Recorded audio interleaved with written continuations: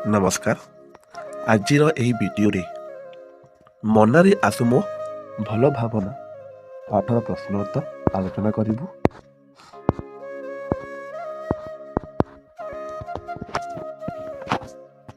ସୁଖ ଚାହିଁବାକୁ ହେଲେ ଆମକୁ ପ୍ରଥମେ କ'ଣ କରିବାକୁ ହେବ? ସର୍ବପ୍ରଥମେ ମନଟିକୁ ଶାନ୍ତ ରଖିବାକୁ ହେବ। ଆମେ କ'ଣ କଲେ ଆମକୁ ସମସ୍ତେ ଭଲ ପାଇବେ? ଆମେ ଅନ୍ୟମାନଙ୍କୁ ଭଲ ପାଇଲେ ଆମକୁ ସମସ୍ତେ ଭଲ ପାଇବେ। ରାଜା ପ୍ରତିଦିନ କେଉଁ କାମଟି କରିବାକୁ ଭଲ ପାଉଥିଲେ? ରାଜା ପ୍ରତିଦିନ ରାଜଧାନୀରେ ହାତୀ ଉପରେ ବସି ଭ୍ରମଣ କରିବାକୁ ଭଲ ପାଉଥିଲେ। ରାଜା ନିଜର ଦୁଶ୍ଚିନ୍ତା ସମ୍ପର୍କରେ କାହା ସହିତ ଆଲୋଚନା କଲେ? ମନ୍ତ୍ରୀଙ୍କ ସହିତ। ମନ୍ତ୍ରୀ ଦୋକାନୀ ବନ୍ଧୁଙ୍କ ସହ କାହିଁକି ଦୁଃଖ ସୁଖ ହେବା ପାଇଁ ଚାହିଁଲେ? ଦୋକାନୀଟି ପ୍ରତି ରାଜାଙ୍କ ମନରେ କାହିଁକି ଭାବନା ସୃଷ୍ଟି ହେଲା ସେ ବିଷୟରେ ଅନୁସନ୍ଧାନ କରି ଜାଣିବା ପାଇଁ ମନ୍ତ୍ରୀ ଦୋକାନୀ ବନ୍ଧୁଙ୍କ ସହ ଦୁଃଖ ସୁଖ ହେବା ପାଇଁ ଚାହିଁଲେ।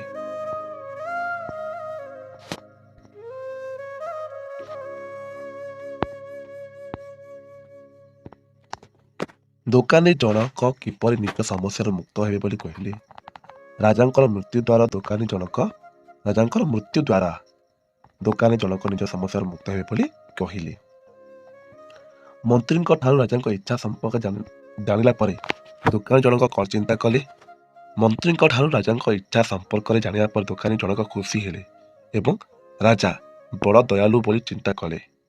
ଦୟାବାନ ରାଜାଙ୍କ ସମ୍ପର୍କରେ ଖରାପ ଚିନ୍ତା କରୁଥିବାରୁ ସେ ନିଜକୁ ଧିକ୍କାର କଲେ ଓ ଅନୁତାପ କଲେ। ରାଜାଙ୍କ ସ୍ୱଭାବ କିପରି ଥିଲା? ରାଜା ଜଣେ ଥିଲେ ଶାନ୍ତ ସ୍ୱଭାବର ଲୋକ। ସେ ଶୋଷଣ, ପୀଡ଼ନ, ଅତ୍ୟାଚାର ଓ କୌଣସି କୁକର୍ମ କରିବାକୁ ଭଲ ପାଉନଥିଲେ।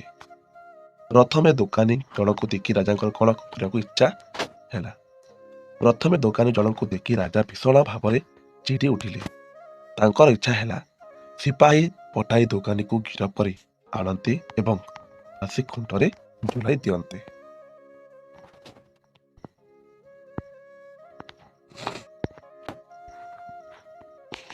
ଦୋକାନୀ ଜଣକ ମନ୍ତ୍ରୀକୁ ନିଜ ବ୍ୟବସାୟ ସମ୍ପର୍କରେ କ'ଣ କହିଲେ? ଦୋକାନୀ ଜଣକ ମନ୍ତ୍ରୀକୁ କହିଲେ ଯେ ତାଙ୍କ ବ୍ୟବସାୟ ବହୁତ ମାନ୍ଦା ଚାଲିଛି। ଚନ୍ଦନ ଚାହିଦା ନଥିବାରୁ କେହି କିଣିବାକୁ ଚାହୁଁନାହାନ୍ତି। ସେଥିପାଇଁ ତାଙ୍କ ମନରେ ବହୁତ ଚିନ୍ତା। ମନ୍ତ୍ରୀ ନିଜ ଆସିବାର କାରଣ କ'ଣ ବୋଲି ଦୋକାନୀକୁ କହିଲେ? ରାଜାଙ୍କର କିଛି ସାମଗ୍ରୀ ଗଢ଼ାଇବା ପାଇଁ ଚନ୍ଦନ କାଠ ଦରକାର। ଏଥିପାଇଁ ରାଜା ପଠାଇଥିବା କଥାକୁ ମନ୍ତ୍ରୀ ନିଜ ଆସିବାର କାରଣ ବୋଲି ଦୋକାନୀକୁ କହିଲେ। ଦୋକାନୀ ଜଣକ ମନେ ମନେ କାହିଁକି ଲଜ୍ଜିତ ହେଲେ? ରାଜାଙ୍କ କାଠ କିଣିବା ସମ୍ପର୍କ ସୂଚନା ପାଇ ଦୋକାନୀ ବହୁତ ଖୁସି ହେଲେ। ରାଜାଙ୍କ ଅକାଳ ମରଣ ବିଷୟରେ ମନ ଭିତରେ ଚିନ୍ତା କରିଥାନ୍ତି ସେ ଲଜ୍ଜିତ ହେଲେ। ରାଜା ଦ୍ୱିତୀୟ ଥର ଦୋକାନୀକୁ ଦେଖିବା ପରେ ତାଙ୍କ ମନରେ କିପରି ଭାବନା ଜାଗ୍ରତ ହେଲା? ରାଜା ଦ୍ୱିତୀୟ ଥର ଦୋକାନୀକୁ ଦେଖିବା ପରେ ତାଙ୍କ ମନରେ ତାର ପ୍ରତି ସ୍ନେହ ଭାବ ଆସିଲା। ନିଜ ମନରେ ପୂର୍ବ ଭାବନାକୁ ନେଇ ସେ ଅନୁତାପ କରୁଥିଲେ ଓ ଭଗବାନଙ୍କ ନିକଟରେ କ୍ଷମା ମାଗୁଥିଲେ। 3 ନମ୍ବର, ରାଜା ଏବଂ ଦୋକାନୀ ପରସ୍ପରକୁ ଦେଖିବା ପରେ ମନ ଭିତରେ କ'ଣ ଭାବିଲେ? ରାଜା ଥିଲେ ଶାନ୍ତ ସ୍ୱଭାବର ଲୋକ। ଶୋଷଣ, ପୀଡ଼ନ ଓ ପ୍ରଜାଙ୍କ ପ୍ରତି ଅତ୍ୟାଚାର କରିବା ଭଳି କୁକର୍ମ ସହିତ ତାଙ୍କର ଆଦ୍ୟ ସମ୍ପର୍କ ନଥିଲା।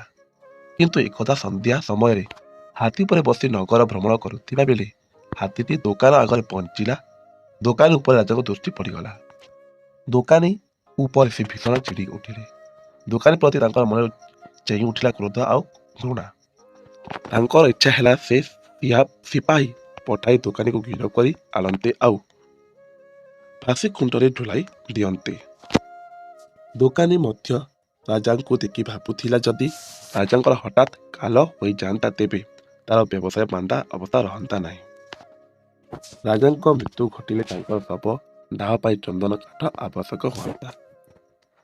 ସେଇ ମଉକା ତାର ଦୋକାନରେ ସବୁତକ ଚନ୍ଦନ କାଠ ବିକ୍ରି ହୋଇଯାଆନ୍ତା। ତା ସବୁ ଚିନ୍ତା ଦୂର ହୁଅନ୍ତା। ପ୍ରାଥମିକ ପର୍ଯ୍ୟାୟ ଏହି ଚିନ୍ତା ପରସ୍ପର ପ୍ରତି ମନ୍ଦ ଭାବନାର ପରିଚୟ ଦେଇଥାଏ।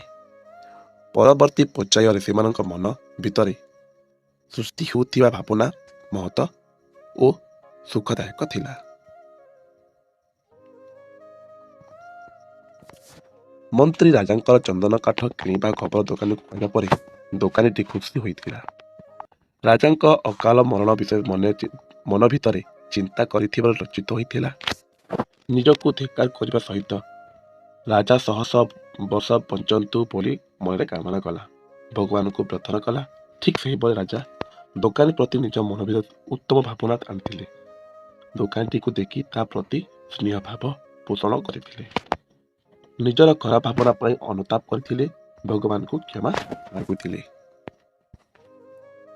4 ନମ୍ବର, ସରଳ ଭାଷାରେ ବୁଝାଇ ଦିଅ। ସୁଖରେ ଆକର୍ଷଣୀୟ ସଂସ୍କୃତ ଗଦ୍ୟାଂଶଟି ମନରେ ଆସୁ ମୋ ଭଲ ଭାବନା ଶୀର୍ଷକ ଗଳ୍ପରୁ ଆନିତ।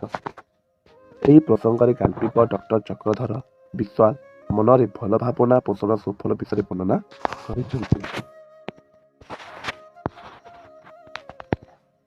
ଖ ନମ୍ବର, ଅସୁବିଧା ନଥିଲେ ସୁବିଧାର ସ୍ୱାଦ ଚାଖି ହୁଅନ୍ତା ନାହିଁ। ସଂସ୍କୃତ ଗଦ୍ୟାଂଶଟି ଡକ୍ଟର ଚକ୍ରଧର ବିଶ୍ୱାଳଙ୍କ ରଚିତ ମନରେ ଆସୁ ମୋ ଭଲ ଭାବନା ଶୀର୍ଷକ ଗଳ୍ପରୁ ଆନିତ। ଉକ୍ତ ପ୍ରସଙ୍ଗରେ ଲେଖକ ସୁବିଧା ଓ ଅସୁବିଧାର ମହତ୍ଵ ବିଷୟରେ ବର୍ଣ୍ଣନା କରିଛନ୍ତି। 5 ନମ୍ବର, ଦିଆଯାଇଥିବା ଶବ୍ଦଗୁଡ଼ିକୁ ନେଇ ଗୋଟିଏ ବାକ୍ୟ ଗଠନ କର। ସାମଗ୍ରୀ, ପୂଜା ସାମଗ୍ରୀ ଗୁଡ଼ିକୁ ସଜାଇ ଲେଖ। ଉତ୍କୃଷ୍ଟ, ଆଶ୍ୱାସନା, ଉତ୍ସୁକତା, ସାଜସଜ୍ଜା।